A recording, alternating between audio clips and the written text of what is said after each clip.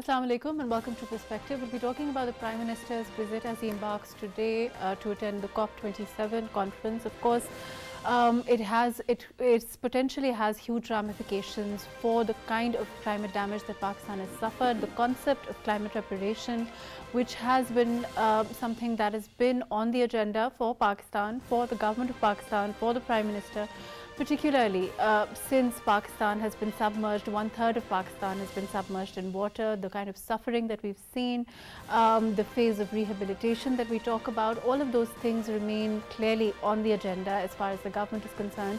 And the Prime Minister has gone to co-chair this conference and talk about potentially the concept of reparation for countries who have been dealt with the most damage and who sadly are unable to do anything about it. We'll be talking about this. We'll be talking about what this conference can mean for countries like Pakistan. All of that today on Perspective. I have with me, before we go to the guests, we'll be going to see a package on what we can expect from the Prime Minister as he co-chairs this conference and what it can mean for Pakistan.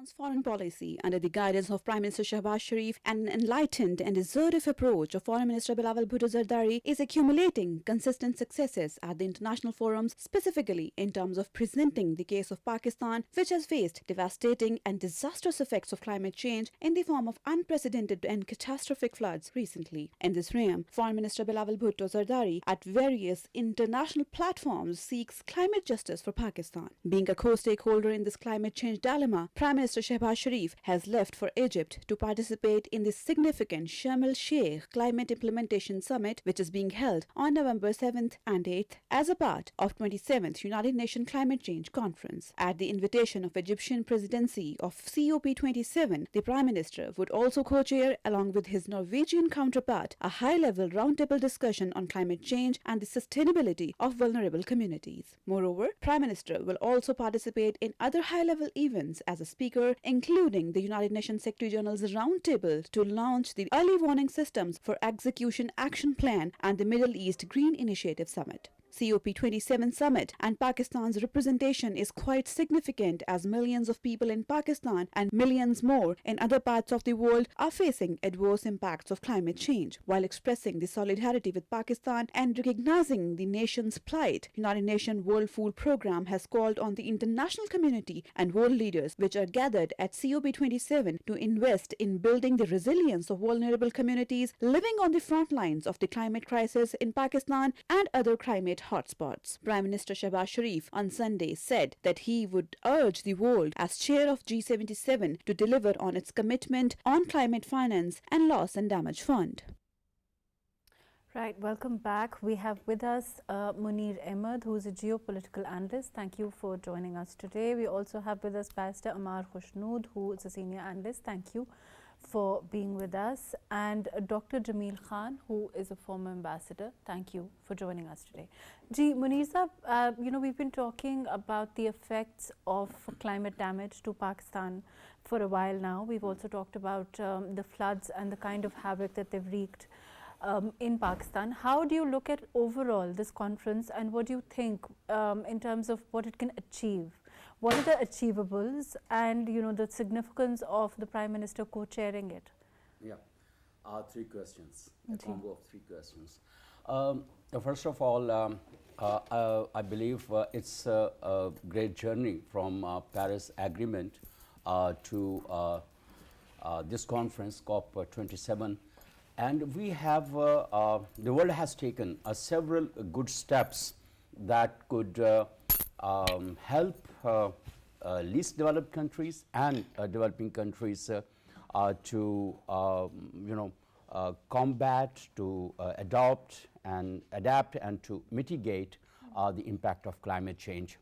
But that is really unfortunate that the developed world, as they promised to contribute 100 billion annually into a green climate fund, they could not, they did not fulfill their promise. And that is the shortfall of the Paris Agreement, and that is continuing. This conference certainly will be focusing and stressing on the developed world to contribute the required funds and help least developed world. This is nearly, like we were earlier talking about, this is nearly 200 countries, and overall the impact of them getting together, the focus seems to be that, you know, to make countries who have that kind of power, who have that kind of resource, you know, actually accountable to less privileged countries, I would have to say, like Pakistan at this time.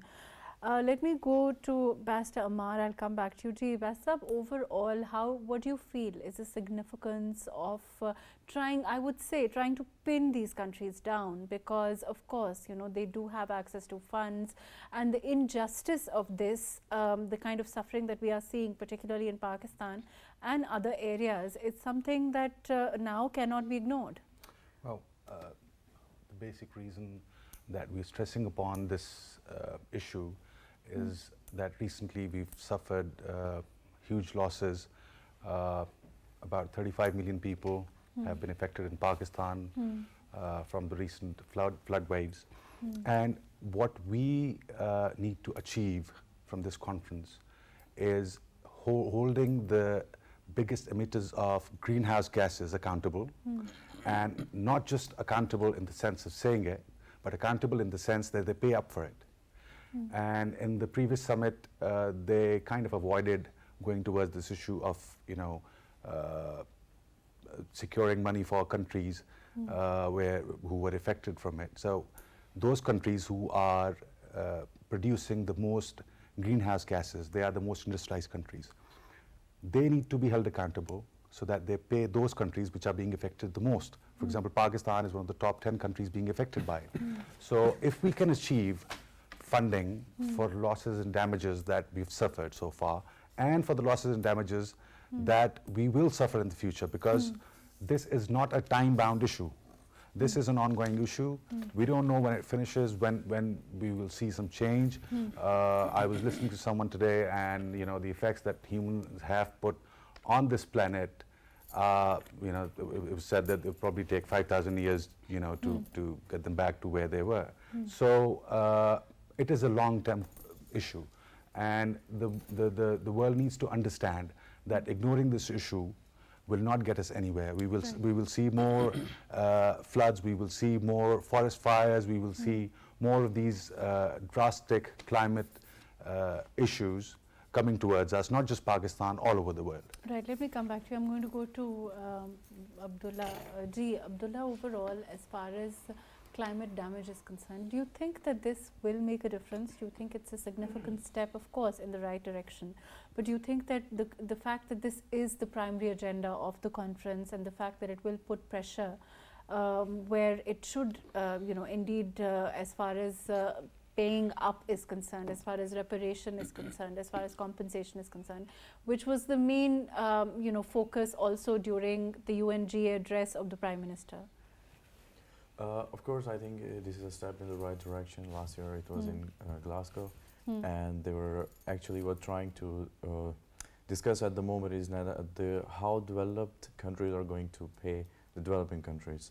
They want to pay, but there is no specific mechanism for it. There is still no any you say a plan for it, how they're going to pay back, but they do actually want to pay back. But more than the money, the point is they're getting together to reduce the carbon emissions, the 1.5 degree that must not be there, otherwise that will be the start of the death of the planet. So until 2030 they want to keep it below 1.5 degrees, and until 2050 they want to have the net carbon emission zero, you know. So that's why this agenda and this conference is very important, COP27. That financial climate change, that's another part that we are discussing, and it's not just Pakistan.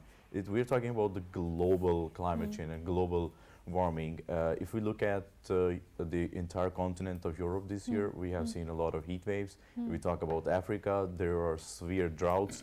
Pakistan, Australia, and few other countries have suffered from devastating floods. So the first agenda, the main objective of this conference is to how can we reduce and how can we actually make countries to do this, because there's a huge gap between what countries should do and what should have been done now to reduce these carbon dioxide emissions. Right, I want to go to Dr. Jameel Khan. Ji, Ambassador, can you hear me? Yes, I can hear you loud and clear. Ambassador, in your opinion, we talk about the clout of different countries. We also talk about the resources that they have. In your opinion, what is the biggest impediment to having these countries own up, having them respond? Because there is, of course, this is a COVID, and like we've earlier spoken about, this is a post-COVID world where there is an issue of resources. But then, you know, there's a mixed opinion on that, and there are people who feel that, you know, the countries that can pay have immense funds to own up. What are your thoughts on this? Well, in fact, we have to really get the international law invoked. And as it was mentioned a little while ago about the Paris Accord, which happened in 2016, which has all the salient details and features, how to go about the climate change and how to really take care of those countries who are least emission countries, like Pakistan and others. So it's a matter of doing the right advocacy. And this very visit of our Prime Minister and our team, they are going in the right direction in terms of advocacy. And once advocacy is done properly, then these 200 countries who have ratified this Paris Accord, climate change accord, they can invoke that agreement, and that becomes international law. Now, according to that when we talk about advocacy, we were earlier talking about the fact that, you know, in terms of how this differentiates this COP20 meeting, how it differentiates from the earlier Paris Agreement, and the fact that sadly we didn't see results emanate from that, will be that, like you said, this will become part of law. And in terms of, you know, there won't be an option but for countries to pay, and, you know, whatever the way their international law works in that regard. Do you think, other than you're talking about advocacy, of course, that is one way of putting it, but what are overall, as far as the global situation is concerned now, it's a reality. When we talk about climate change, we talk about the effects of climate change. So this is an area which is developing, new in a lot of ways. That's right. It's not that new. In fact, it started from Kyoto back in 1997. And then, as I said, that 2016 was this accord, and it was ratified by 200 countries. 2017, United States walked out from. They are the biggest emission, carbon emission country. 40% of the entire world carbon emission is being done by in the United States, and 29% by the European countries. So this time, they are coming back on the table. John Kerry had has said that he would be very happy to have all these points on the table. So the biggest carbon emission country, if they agree, then there are $97 billion, $79.6 billion have already been collected in that, according to the Paris Accord. Although every 100 billion every year was to be collected, but these $79.6 billion, which were raised through this international law, through this agreement, what I just indicated, that is to be utilized somewhere. Now, these kind of conference calls. Let me come back to you on that note. I will come back to you. We will talk more about this, but I want to talk about the mechanisms in place. Are they sufficient or not, Munir Sahab? It's also one of those things that will needed to work on. We need to work on during this conference. As I understand, the mechanisms are not in place. Is that true? Mechanisms are only negotiation. Okay. There are different platforms, meetings, and you have to go and negotiate about your terms and conditions. And it depends if the other party accepts your terms and conditions. That is the basic mechanism of the Conference of Parties. But actually, what the developed countries usually do not agree to what the least developed countries and the developing countries focus on or urge for. But Munir Sahab, when nearly 200 countries, and like Jamil Sahab is saying, he's saying that most of the emissions, a large chunk of them at least, are coming from the US. Yeah. So do you think that this, when this kind of a conference happens, it is of course going to put some pressure, or is it something that is taken in stride? What is the overall diplomatically? What is the diplomatic landscape of this, and what is its overall significance in trying to achieve this kind certainly, this is a forum where you can put pressure on them, but that is quite unfortunate that the large greenhouse gas emission industry or countries, they buy the green credit from least developed countries or the developing countries, whatever the green initiatives they take, but they are not ultimately reducing their greenhouse gas emissions, which is required at the most. And the clean development mechanism and such kind of initiatives, certainly they help developing countries to have more funds, technical and financial support to adapt the certain measures and techniques and develop their systems to combat climate impact as well. But that is not the solution. If we are talking about net zero by 2050, certainly the big polluters, they have to reduce their carbon emissions. And also as far as funds are concerned, recently we have seen China doing much better measures. They have also launched their green CPEC initiative, where they are trying to make their initiatives as I understand, Denmark and Scotland are some of the minimum contributors. Yes, they are. The Scandinavian countries are, their contribution is much less, and same is the case with some other countries as well. For example, but when we talk about contribution, countries, let me come back to you. I'm going to go to Amar. Amar, in terms of the contribution that comes, is it, of course, as far as Pakistan is concerned, countries like Pakistan have little to there may be room, and I think Abdullah will disagree with me on this, as far as what measures Pakistan can take. The point is that, there is, as far as our geostrategic position is concerned, there is some leeway, but not a lot of leeway as to how much, climate damage we suffer. MAHRUKH, if we look at the steps taken by Pakistan, within our capacity, Pakistan has taken a lot of steps to mitigate the effects of climate change, but we cannot go beyond our sources, and that is where we need funding from the international community and from the biggest emitters of the greenhouse gases, so that we can put that money to good use, to the use where, where we can do more to make these changes. And the other thing which I think we've probably not been able to do is we've not been able to tell the world what we've done for this. We've planted so many trees, the world doesn't know. I mean, there's another thing which we could have done, and we could have actually made money for this. That was the export of carbon credits. We need to build a registry in Pakistan. For that, we need to map our forests. We need to involve communities in it. We need to export those credits to the world. And because we've not done this before, so these will be first-hand virgin credits going into the international market. And I think we can get billions of dollars out of this thing. But someone needs to take this initiative. I believe the Sindh government is going towards it. They're trying to build a registry, but this needs to be done on federal level as well as every other province, because unless everyone gets on board on this issue, we're not getting anywhere. This has to be a coordinated effort.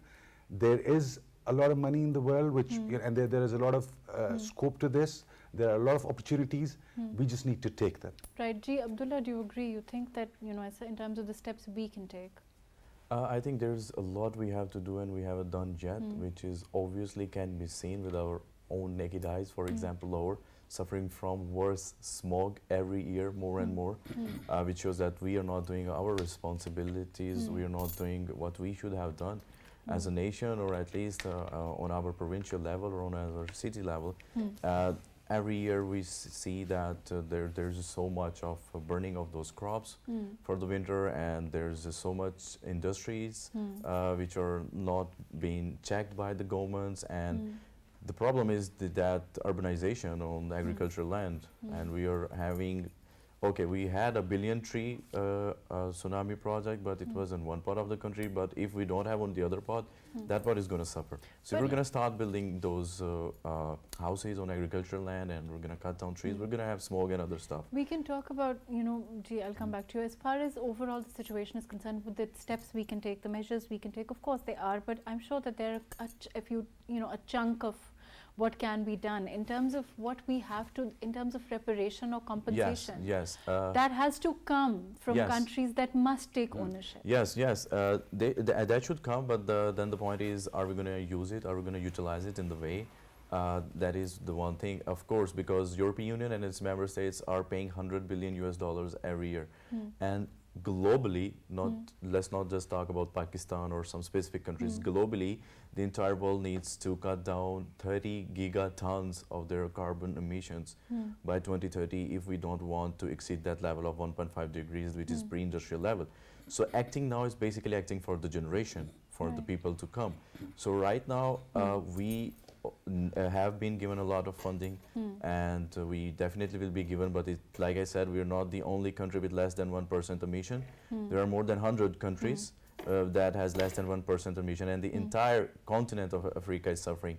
So what we should be thinking about, of course we will get the money that we deserve, but we should be thinking about the resilience, adaptation plan, and a concrete policy for the climate change, because it's a bigger of a threat than any war or any terrorism, not for just our existence, for the existence of the entire planet, but because we are like the top 10 countries which are more vulnerable, and we are sitting with the highest number of glaciers outside the poles. So I think we should take it more seriously when it comes to adaptation and resilience and vulnerability of people than any other country.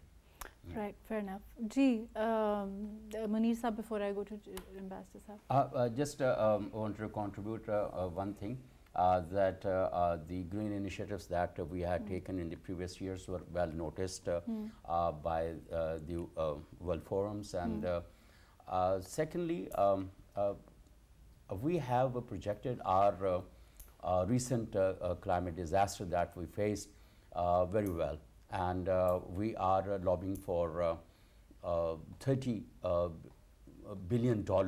And the World Bank has said that the estimates are about $40 billion. And our climate diplomacy in the recent months have been really great, and we have projected well. But the carbon trade sort of things, certainly it matters a lot for Pakistan, but the rational and optimal utilization of the resources that we get, that is also a very significant part of the initiatives that we take. Let me come back to you. I'm going to go to Dr. Jameel. Jameel Saab, overall, in terms of the diplomacy that Munir Saab was talking about in recent years, of course, we've, as far as the UNG is concerned, then the visit of Antonio Guterres, and further to that, the Prime Minister's address after the floods have happened. To keep it on the agenda is something that we've tried as far as the government is concerned. There has been a concentrated effort across the board to do that as far as what we call climate diplomacy is concerned. But again, when we talk about the clout of nations who are the largest emitters of carbon emissions overall, this is going to be an effort against that primarily. And when nearly 200 countries unite in a conference like this to talk about reparation, certainly it's a step forward. But again, the realities of the diplomatic realities at this time can't be ignored also. That's a factor. In your experience, I'm sure that you would agree. Well, diplomacy is the name of consistency and continuity. Now, as I mentioned about the international law, which is the agreement, Paris Agreement. The best thing is that the United States, which was reluctant in implementing the ingredients and the clauses of the Paris Accord, now they are on the table. And once they are on the table, the European Union, which is again the second biggest carbon emission region. So I think it's the kind of legwork which Pakistan had done for such advocacy and for such climate diplomacy. I think it's quite well recognized. And if I may quote the Secretary General statements from the benchmark, once he came to Pakistan and he said, humanity declared war on nature, and now nature is striking back, but it is blind, not striking back, who have contributed more to the war on nature and striking back to the wrong target. Now, these are the sentences, these are the things which we are trying to, which Pakistan in its climate diplomacy is trying to capitalize on, and we should continue capitalizing it. Ambassador, I want to talk about the efforts of the global north, that we have tried to make, the fact that, we've tried to resonate with them. And unfortunately, like you are saying, of course, the US may be on board, but overall there has been a lack of response, and one can't ignore that. That said, there has been a lack of response, and that's why the less developed country, who have no fault of theirs in terms of carbon emission, and they are being impacted and affected because of the faults and because of the deeds of these countries who are the biggest culprit in terms of carbon emission. Now, so what is the course available? What is the recourse available to the country like ours? Now, the recourse available is to do a full climate diplomacy, which is being done in Sharm el-Sheikh by Prime Minister and its team. Now, as I said, that the legwork done this time was really quite reasonable and quite admirable legwork done, and that advocacy, that the climate justice, that's what the slogan is. And climate justice, which not only us we are saying, it's the United Nations Secretary General who has been saying. United Nations Secretary General who is there, and Prime Minister is going to participate in that roundtable, where it's the early warning roundtable discussion with the Secretary General of the United Nations. Now, Pakistan has to do the advocacy, and I'm sure they are going to do it this time also. The Sustainable Development Goal, and one of the goals of the Sustainable Development is the environment and climate change. Pakistan is doing very well in that. By 2030, we should be able to achieve our targets and goals, and I am keeping a track on it. In fact, our other entities, government as well as the private entities, are collaborating in terms of sustainable development goal and in terms of climate and in terms of the carbon emission. Now, I'll come back to Munisa. When we talk about the efforts Pakistan can make, whether across the board, our governments, all our governments, in place at this time, certainly, the way that it's been taken up again, I have to say, is unprecedented. But it's one of those climate damage as we have seen this time. The floods of 2009 were different. The floods of this time, the way that they've happened, the damage that they've happened have set us back by years. Rehabilitation is something that we are looking for. We are looking for funds from different countries. Those are also coming. But as far as what we can do, how much? Okay, let's try to put a percentage on it. How much? What we do, how much of it will make a difference? If we don't get the kind of help that we need from countries. First of all, we shall appreciate Prime Minister Shehbaz Sharif for his climate diplomacy and raising the issue of disaster very well. And despite all the efforts, the world community has not been mobilized as we were envisaging. And even the President Biden had to say that the world is not wake up, and they should come up and help Pakistan. Again, the lack of response from the global north is something that has been concerning. The other very important step is being taken by France. France government will be organizing a donor conference for Pakistan's disaster relief, reconstruction and rehabilitation, and that would be followed by the COP27. That is a major So when thing. we talk about diplomacy, you mean more conferences, you mean more conference interaction, and more consistency, as Ambassador Jamil Saab said, that we need to keep the pace of diplomacy. It is the matter of consistency and urging very more vigorously. And this two more steps that needs to be taken. First, for the you said like global north, they have to take responsible or ask the oil and gas development companies, because they are the producers of fossil fuel, and they are contributing to the greenhouse gas emissions. There should be certain percentage compulsory for them to contribute to Green Climate Fund. And for example, in Pakistan, 52 oil and gas development companies are working in Pakistan, and they are producing billions of money out of So it. you're saying And basic ownership there is should be needed. certain percentage on their profits or on their revenue, they should contribute to such kind of initiatives.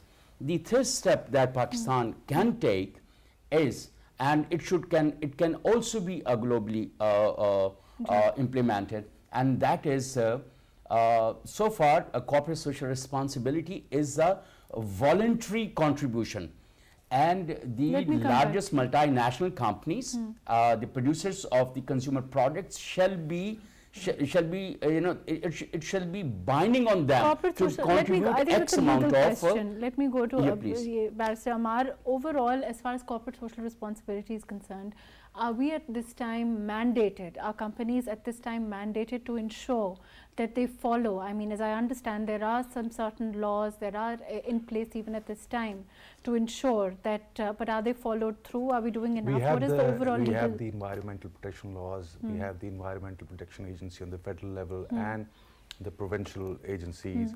You do have to get an environmental assessment done for certain projects, but I would say we need to follow up on this a lot more. Okay. We How active is the EPA? How active and how much, I mean, are we ensuring that those standards are being followed? There needs to be incentive into this. It needs to be incentivized. Okay. It needs to be rewarded, and there should be repercussions if you go north, if you go south. I mean, sorry, because see, if we focus on international efforts, international diplomacy to secure funds and do nothing at home, change nothing at home, we're not going anywhere. We're not getting anything. I think we need to look at this at micro and macro levels. We need to go down to the local communities. We need to have them participate in this. We need to incentivize this thing. As far as laws are concerned, because that would of course entail educating our people to a certain extent. Why not? Get it unfortunately. into your schools. Put it in your curriculum. See, as I said, you have to get everyone on board, the provincial and the federal governments. The ministries, the environmental ministries, the education ministries, why not put put this thing which is going to affect you for centuries to come in your national curriculum? Why not teach the kids? See, at every village level, you have an area which is more of a forest land. Why not have your school kids go and work on it? You know, one plant for one kid, why not? You know, if you don't do these things, I don't think you're making any, yes, you might secure funding, but what are you going to do with it? What about laws? Are there sufficient laws in place at this Yes, I time, mean, or will there be see, amendments needed to ensure that there is compliance, to ensure that there's penalties? Well, we need to work more on that. We need to have the climate change authority that we're supposed to make. We need to implement our laws, which we haven't at the So moment. you're saying that implementation is needed, but the laws are in place? Yes, well, I mean, of course, when we enact laws, there are world practice, best practice laws, you know, we Fair enough. look all over the world for them. Definitely, the problem is not with the law, the problem is with the implementation. See, how many of us would know what EPA is? You ask the public, they probably wouldn't. There's also, Abdullah, as far as, so basically it's also about the implementation of those laws, and also about the fact that it's not going to take precedence globally until it doesn't take precedence at home. Yes, that's exactly my point. Every time I speak about it and about the laws, we already have so many laws. For example, there shouldn't be any car with so much of the carbon emission, with that black smoke. The law is already there. But the point is the car is also on the road and nobody is fining the car, or there's a challan. So we do have magistrates for that. Yes, but the thing is the implementation. That's what I'm saying. The law is there, and then there's but already. My question is, I mean, as somebody, I feel, okay, what you're saying makes sense. But the point is, for a lot of people, there is certainly, we're dealing with literacy rates. We're dealing with how much importance it is how much of importance to the person, normal person, to the man on the street, and the fact that unfortunately. That's not, I mean, it's not very high on a list of priorities, and that also we have to work towards that also. I think whether you're educated or uneducated, everybody is just running for money and bread and butter. So when you're going to have a high fine, even if he's illiterate, he at least know that, okay, this is the thing, I don't want to do that because I'm going to have a really high fine. So you're saying penalties? Penalties. Not educated, but penalties. No, not just penalties, there should be reward as well. So you need to incentivize education, of course, nobody is saying. But for example, if a person who's 40 years old or 45 years old, he's not going to school, he's not going to university, and he's not going anywhere to educate, he can only watch TV, we can do these programs if he listens. But if he doesn't listen, there's always the penalties. There's always these laws that must be there. For example, there's already a law, people shouldn't sit in the riverbed, but people are sitting there. So who's going to find them? This is like a general, I mean, I think that then it goes back to our general flouting of laws, or making sure that laws are followed. Two things Pakistan needs, management and implementation. If we have these two things, so I think we can, we are totally fine with it, and we can easily cope up with the climate change and the. So basically work needs to be done. I would like to add to this. I just want to finish my. Please. The IWMI conference, Integrated Water Resource Management Institute, they had a conference the entire week of Water Week in Pakistan. I think it was last week or the week before. And the first thing they put up in the conference, there were like international scientists who came from Europe and everywhere. And they said the things that we advise to do after the 2010 floods haven't been done yet. Okay. So it was 1/3 of the country underwater at that time. Today, in 2022, again, okay, maybe we have climate change. Of course not, maybe definitely more rainfall. But they said, where are the implementations that we have suggested already? Yeah. So implementation is something very important. Implementation is the major problem, MAHRUKH, as I always speak of, and thank you, Abdullah is also mentioning it.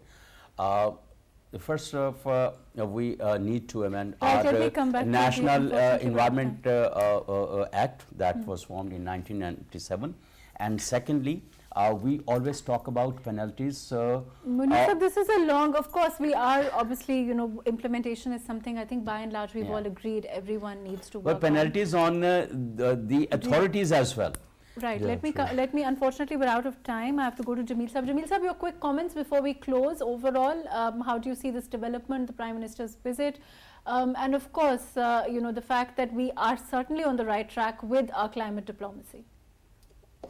And we are indeed, on the right track. In fact, this is one of the best diplomacy which I have seen. The way we have really started with it, and the way we are just taking it up at all the international forum. But let me tell you that there is always a room for improvement, but we are doing quite well in Pakistan. And that has been recognized by the United Nations, not only United Nations, but the planning division as well. Small components like Aga Khan University.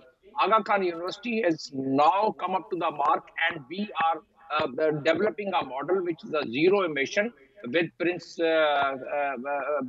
Rahim. So these kind of models can be emulated, and further implemented. Implementation, of course, is a problem, but in South Asian countries, On that we, uplifting Pakistan note, is thank still you so figuring much for being with us. Ambassador Saab, thank you for joining us. Thank you for being with us. Munir Ahmed Saab, thank you for joining us. Pastor MAHRUKH, thank you for joining us today. Dr. Jameel Khan, thank you for being with us. Mohammed Abdullah Diol, thank you for joining us today.